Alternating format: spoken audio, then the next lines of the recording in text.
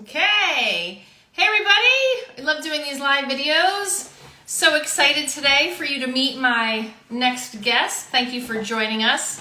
If you're watching live, you can also catch the replay later. But my friend John McPartlin is going to join us in a minute. He's from I'm an LBI Girl. We're going to chat about how we met, how we know each other, and our endeavors now. I see he's joining. He just has to hit join video. I see you, John. I'm an LBI Girl.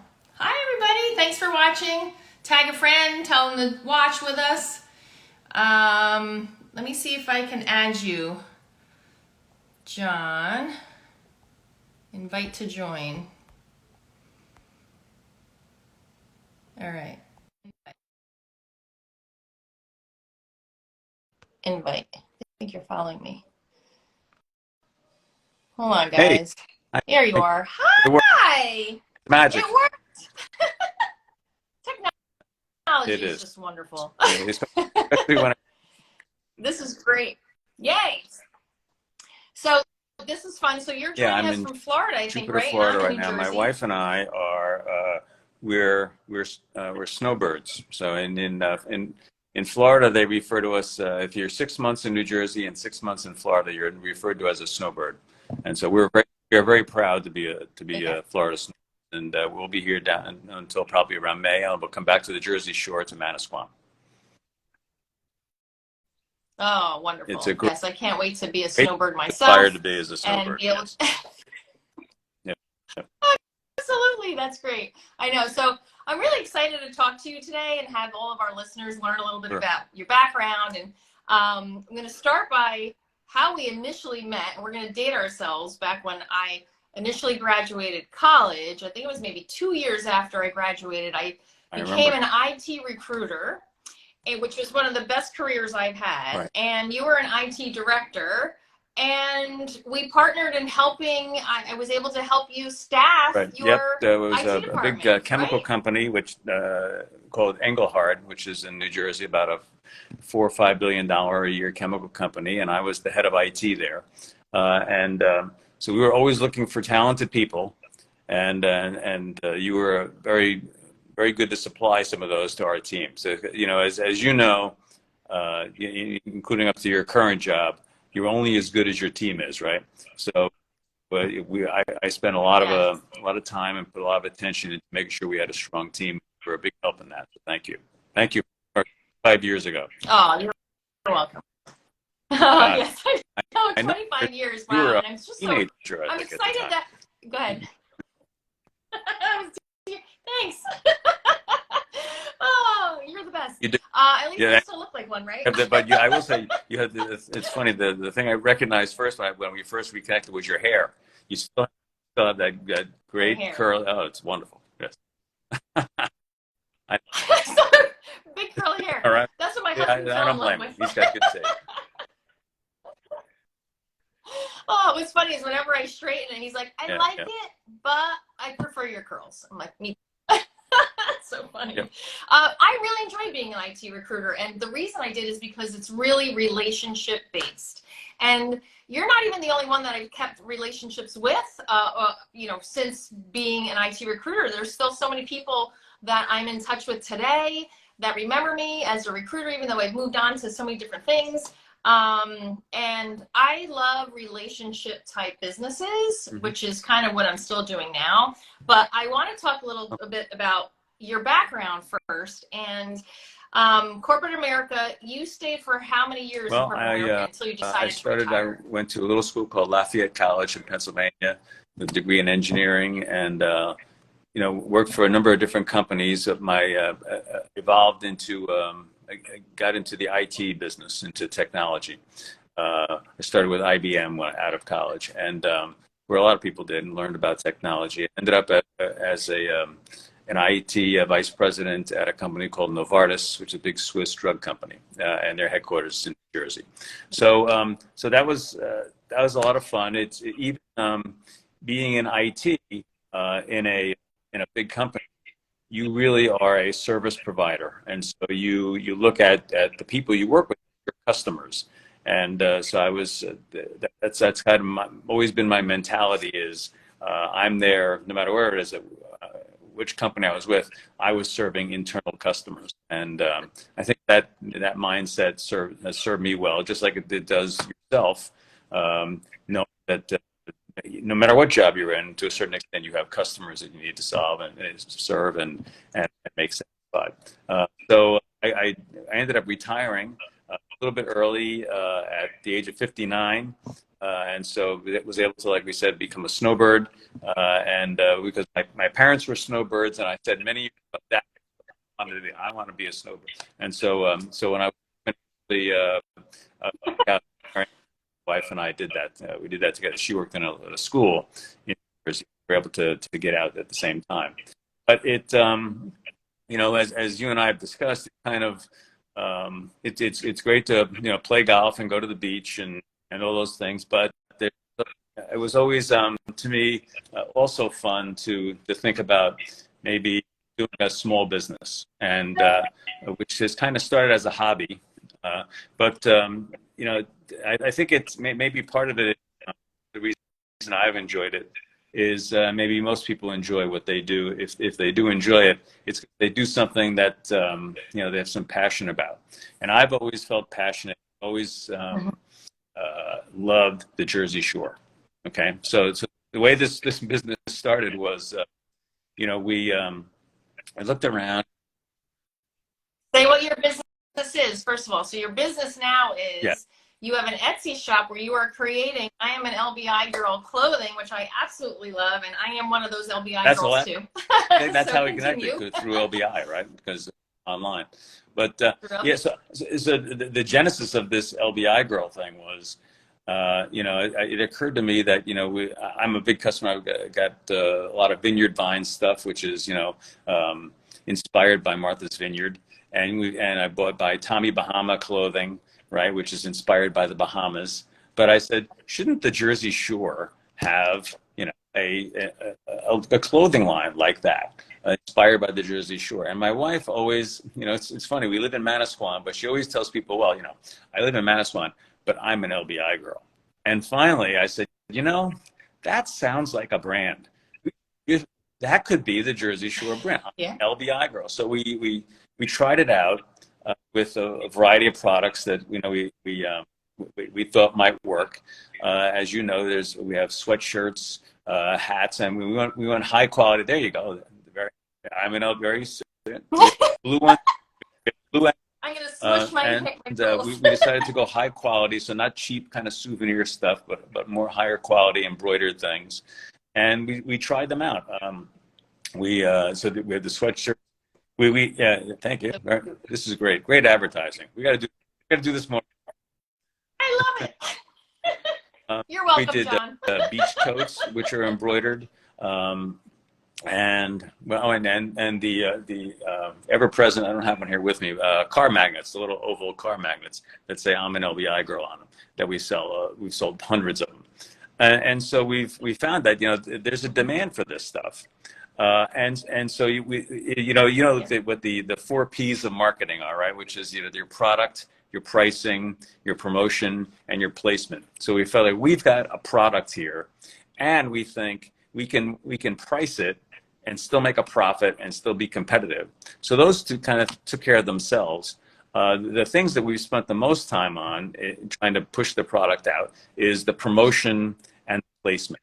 So where do you sell it? Right, and those are the things we focus on, and you and I have discussed.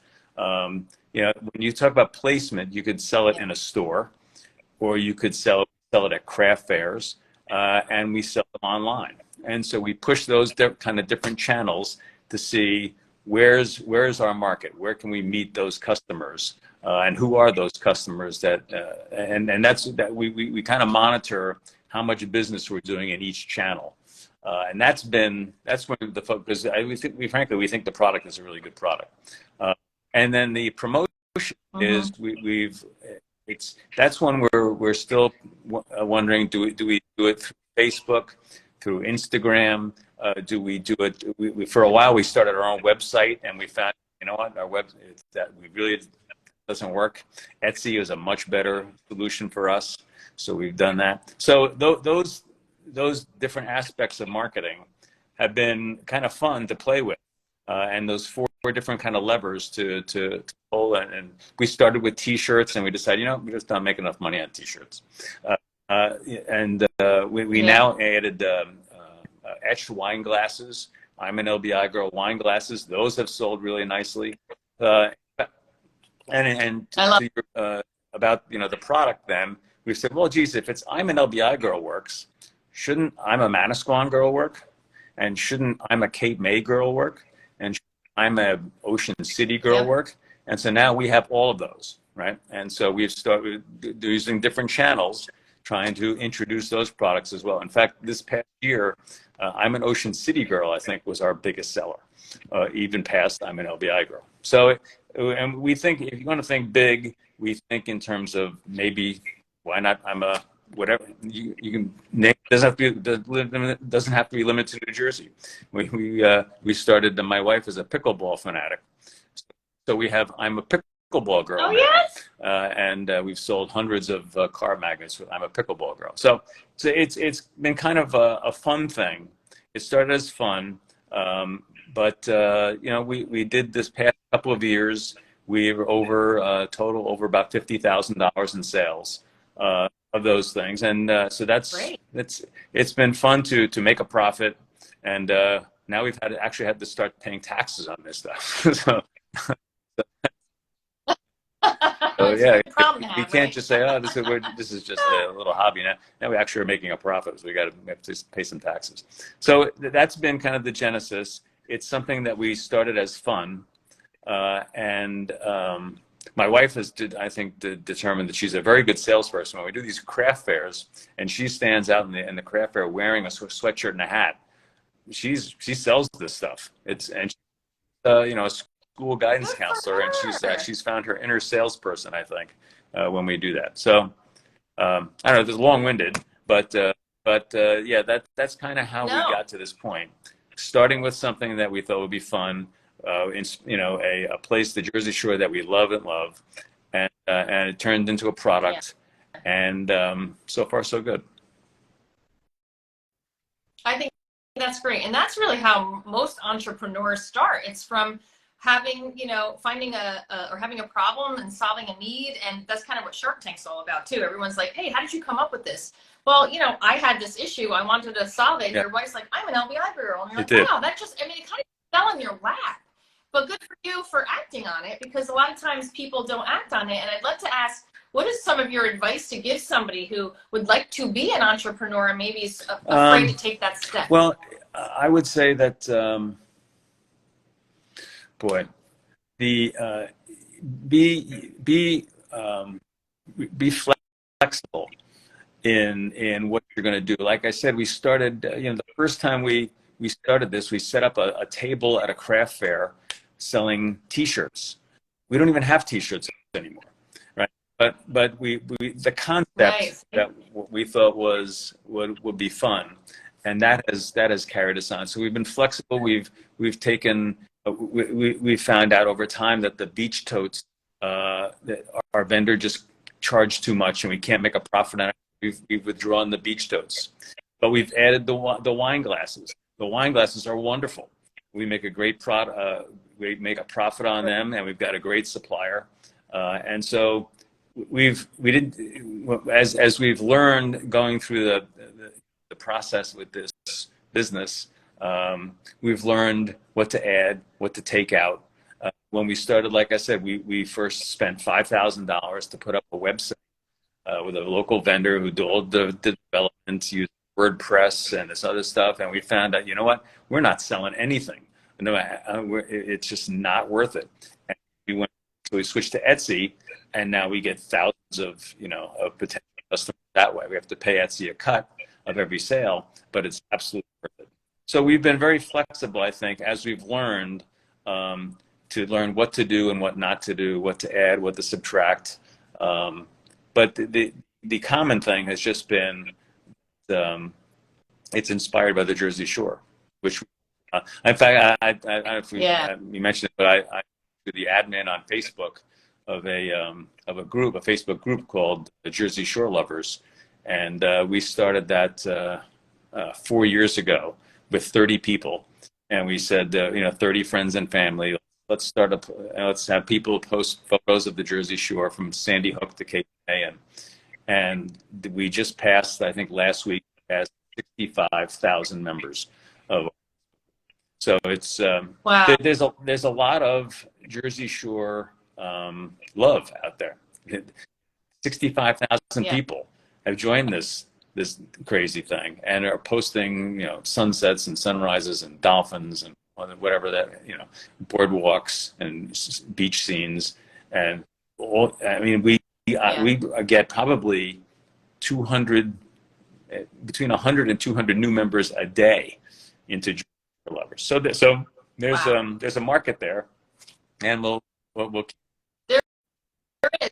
And that's how I met you. It was on another, I think, another LBI social page. And I think I was doing a lot of videos because I like to do that for cooking and for my business too. And I think we reconnected because you saw that, and then we're like, oh my God, I know who you are. And then we connected because of your brand, and you approached me to say, hey, do you want to partner so we can, because there's a cancer organization that you like to raise money for every year, which I thought was great. And it was a weekend where you were donating a portion of your profits for sales. And we worked together where I wore some of your stuff and tried to promote it online. And I think that's a great organization too, if you want to talk a little bit about what you do for them. So, a good example of that is if you've been watching TV lately, you'll see that there's a chain, a fast food chain that we probably mostly know, which is called Jersey Mike Subs, right? The Jersey Mike Subs has got, I think they're up to close to around 2,000 stores nationwide. They're not just in Jersey. I think there's more in Florida actually than are in Jersey. But they have it one day a year where all of their sales, they donate every sale, all the sales profit, not just the profits, the sales, to a charity, to local charities. And it's a great thing for them. It casts them in a great light, and they can afford to do it. And it's a feel good thing for your business. And I know it starts at the very top with the founder, Peter Cancro, says this is something we want. Chick-fil-A is the same kind of thing. They've got these basic things that's their foundation of their company has that as part of it. And so what we've done kind of on a much smaller scale, but we've done the same thing. We've done promotions on some weekends. Like you said, for LBI, there's a cancer charity called David Dream and Believe. They're in Manahawkin, and it's a cancer charity. We've done three or four promotions with them now, including the one with you. And we donate all of our profits from that weekend to them, which they appreciate. But that's so we say, well, what about Cape May? So in Cape May, there's Gilda's Club, which is named after Gilda Radner, who died from cancer a while back. She used to be on Saturday Night Live. So Gilda's Club is in South Jersey, and we partner with them. They put it on their website. We go on Facebook down in Cape May City and we donate to them. There's one up in Manasquan called Mary's Place by the Sea for ladies who are fighting breast cancer. They've got kind of a retreat in I think it's in Ocean Grove, and they'll partner with us, and for a weekend we'll donate all our profits to them. So it's a feel good kind of thing. My wife and I both like the fact that and not just we're making a few bucks from this, but we can also donate to charities that are special to us. So that's So that probably for most businesses it's good.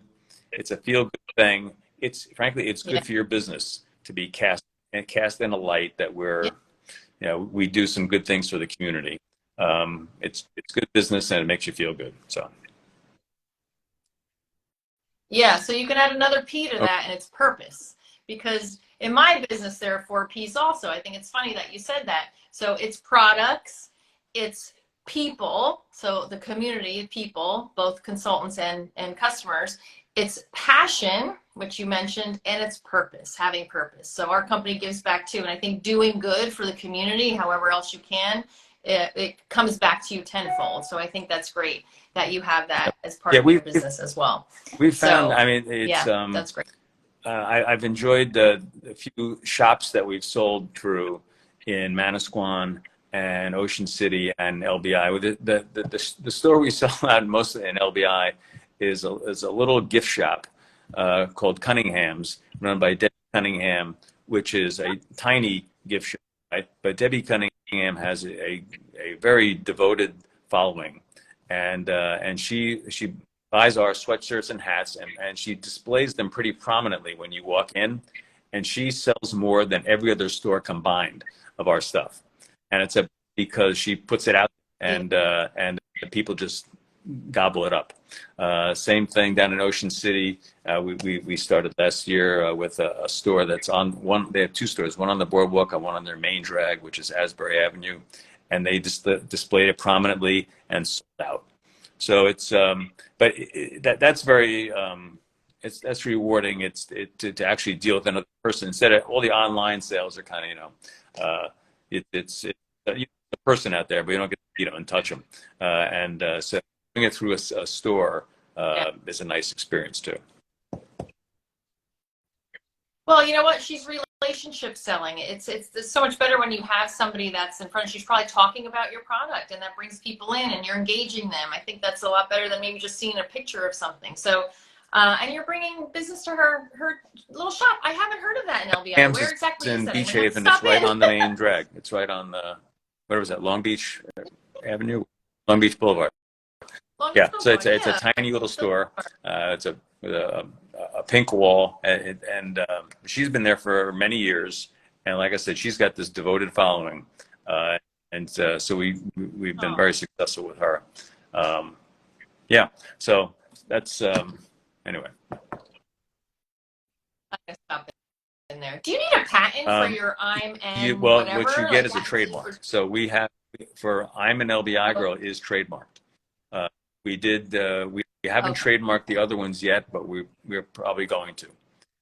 So yeah, it's a okay. Well,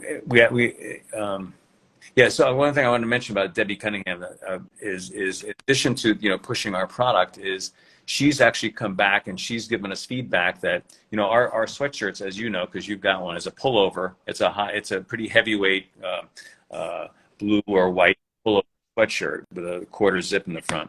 And she's come back and said, I have a lot of people coming in and they want a full zip sweatshirt. So we tried them out with her. So this became, she's helping us develop the product. And so she bought 20 full zip sweatshirts of a great color, and we tried them out, and she sold them all.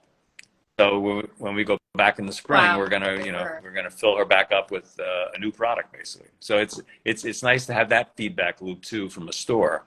They tell you what's not moving. Yeah. So I think that's great. Absolutely. Oh yeah. And LBI is such a great community. I mean, we've been going to LBI since 2003. We used to rent our house out every summer. My husband and I bought it as an investment property. And now that our kids are teens and are able to work there in the summer, which we absolutely love, we don't rent it out anymore. So we're there all summer long, which is why I'm glad I have a flexible business too. So I can be there all summer. I don't have to worry about the boss. South end I like of LBI, right? Yeah, we're in Holgate, so we're far down there. Yeah, but about a mile from the southern part. But we are really close, bike distance away from many of our favorite restaurants and stores. So, and that's the other thing, the freedom that we have is great. But it is truly a community. I want to know who inspired this girl on your hat. Is that your wife? It's not. Well, she inspired the whole line by saying I'm an LBI girl. I'll tell you what. So the story behind that is I wanted to get a girl on the beach looking at the ocean like that, but I couldn't.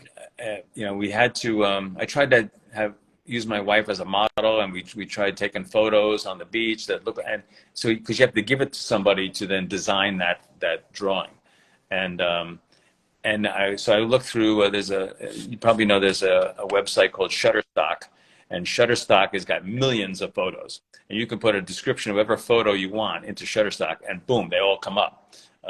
And one came up that was a girl, she was sitting in a chair like that, looking out into the ocean, like, with her arms up, and she looked like exactly. I'm And really so good. I took it to a local printer called Ahern Printing in Manasquan. I said, here's a photo, turn this into a logo for me. And they came up with what you're holding in your hand, which it's way better than I could have. They credit to them for coming up with that, because it's Yeah. actually easy to embroider, and it's got the. I like the fact that it's easy to do because there's no face. She's looking at it, right? And Yeah. yeah, Yeah.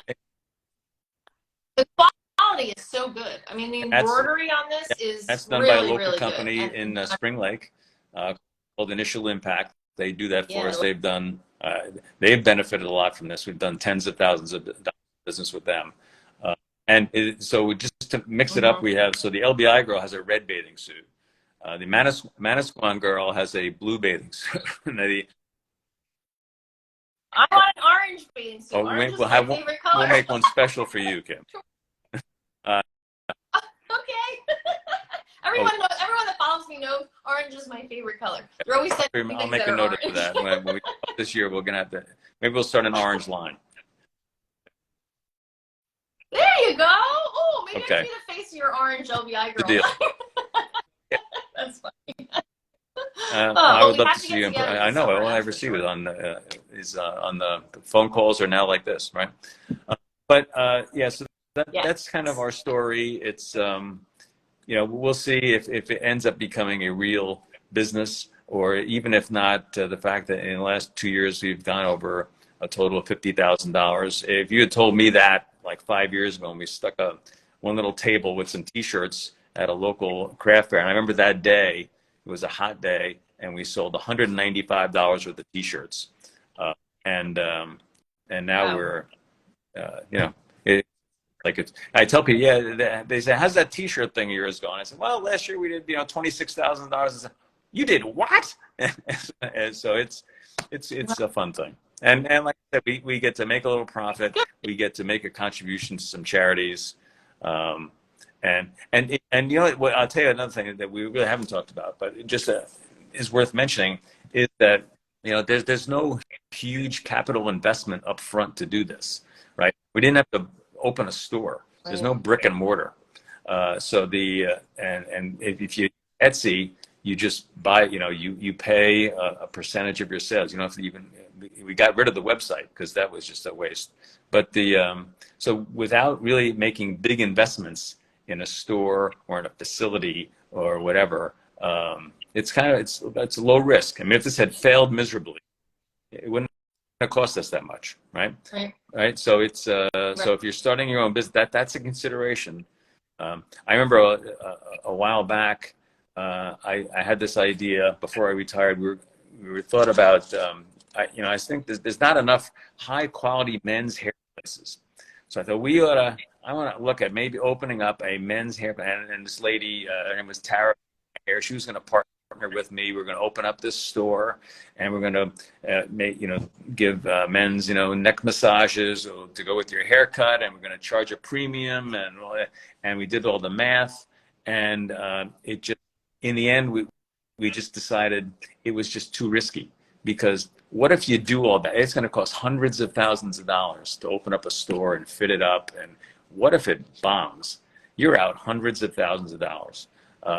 This is a kind of business where you can do it on a shoestring to start, and so there's really not a lot of risk. And so from a financial standpoint, if you're an entrepreneur, all right, that's kind of what we're talking about, Mhm. entrepreneurship. Uh, it's important to take into account Yep. the risk of doing it. What if you're wrong? What if you think you have the world's best idea and it actually isn't? Um, so that's another consideration. It turns out we at least so far we got it right. But yeah, that's an important consideration. Absolutely. Well, it's funny you say that too, because that's kind of where I landed too. There's no overhead in what I do. Like, there was no risk involved, because I found this brand. I'm a brand ambassador for Derm Design skincare and hair care brand, but I mainly was on a search for skincare for myself, because I just wasn't. I had no routine. My skin looked unhealthy, and that's kind of where I ended up, and I'm like, this isn't something I ever thought I would be doing if you asked me years ago. But there are no startup, the very, very minimal startup costs. I'm like, there's no risk. You know, you have nothing to lose. And now I don't have to develop my own products. Doctors do that for me. I am just a brand ambassador for them, and I get to help others build their own businesses as well as, you know, get the best skin and hair of their life. So that is a very good point you make. You know, think about that. I would say some things, though. The one thing you will regret in life are the risks you didn't take, because then who knew? But you do have to balance to make sure those risks wouldn't be too devastating when you're doing so. But I'm sure you're so glad that you kind of just said yes to this opportunity. Let's try it, because you never know. You know, I always tell people, you never want to live your life saying, what if? What if I did that? I tell my kids that all the time. Like, you're not going to know if you like something unless you try it and you just jump in and do it. It's like eating broccoli. Don't tell me you don't like it if you don't eat it. But, you know, with anything in life, exactly. That's just good advice. You know, give it a shot. And what's the worst that can happen? I'm not much of a big fan of poetry, but there is a line from I think it's Whittier that always stuck with me, and it applies here. And it's of all sad words of tongue and pen, the saddest are these: it might have been. And so, oh, I love that. yeah. Now I don't have to say it might have been. We've given us a shot, right, but you need to be smart about it. Yeah, absolutely, especially with what you're doing. Sure, because you're creating a brand, you're creating a product yourself, but hey, I commend you guys. Good for you. You had a vision, and you're working together. And I always say you're better when you work together. And you and your wife are doing great things. I'm so excited. Can't wait to meet her too. You know, we got to get together. And I talked to her again about your offer to use some of your products, and so she's going to take you up on it this summer. So we're going to. Sounds good. Wonderful. We'll get together and share. So how do people find you? We'll wrap this up. This is great. But how should they go about finding you, your Etsy shop? I know you have the best way to do is Etsy, and we've actually got a number of different Etsy shops now. So we have one for each brand. So we've got an Etsy shop. You would just go to Etsy and just search "I'm an LBI girl," one word, and the shop will come up. Or "I'm a Cape May girl," I'm a Manasquan girl.